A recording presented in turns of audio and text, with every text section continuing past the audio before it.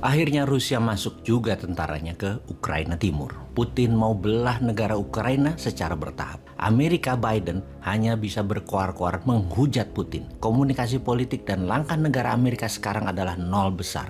Maklum, si bosman ini beraliran politik agak mirip Republikan khususnya Trump yang pro swasta, sangat anti kebijakan Biden yang heavy on government, mirip 6 presiden di Indonesia. Sehingga komennya sinis si bosman ini atas tindakan Biden, sesinis dan sepesimis langkah kebijakan luar negeri Wakanda dan kebijakan ekonomi di negeri Wakanda. Bener deh, Biden tidak pernah berani bertemu dan kontak langsung dengan Putin. Mungkin karena sudah pikun, seperti semua orang ketahui masalah kesehatan Biden ini, termasuk lemahnya si Kikling Harris yang suka cekikikan di depan publik ketika tidak bisa menjawab pertanyaan-pertanyaan. Pastinya penasihat-penasihat Gedung Putih membatasi langkah keduanya di publik internasional. Dan inilah sebenarnya masa yang ditunggu oleh New Mind untuk bergerak.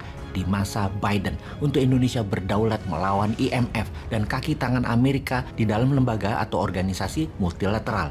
Ya susah ya kalau yang dipikirkan pejabatnya hanya ekonomi elitis serta politik kekuasaan lingkar pribadi pejabat-pejabatnya. Lanjut deh urusi perut kalian itu.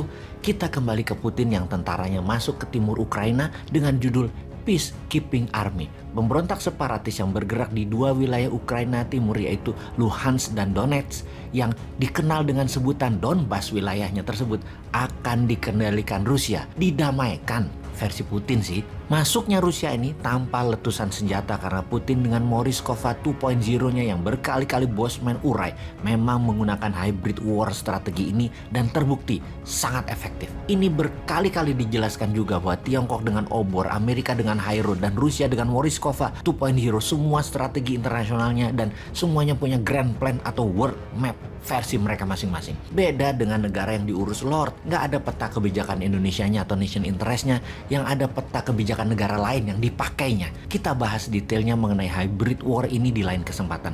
Memang susah kalau pejabat, nggak ada yang pernah ikut lemhanas secara benar untuk mengelola negara Wakanda ini. Yang ada di kantongnya aja yang dipikirin, nggak nyampe otaknya kalau menjadi pemimpin dunia bernegaranya. Kita kembali ke Donbas. Wilayah ini sejak Rusia mencaplok Crimea di tahun 2014 mengatakan kemerdekaannya dan akan bergabung ke Rusia.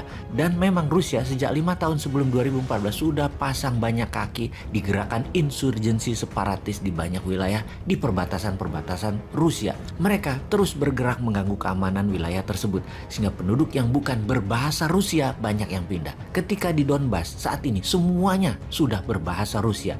Ada gerakan separatis menyerang wilayah tersebut yang tujuannya mengusir mereka yang tidak sefaham beberapa minggu yang lalu. Dan inilah kode untuk Rusia untuk masuk. Dan sekarang akhirnya Rusia masuk dengan mengklaim misi perdamaian. Begitu masuk, pertempuran selesai. Bukan dimulai ya, selesai. Karena sudah takluk 100%.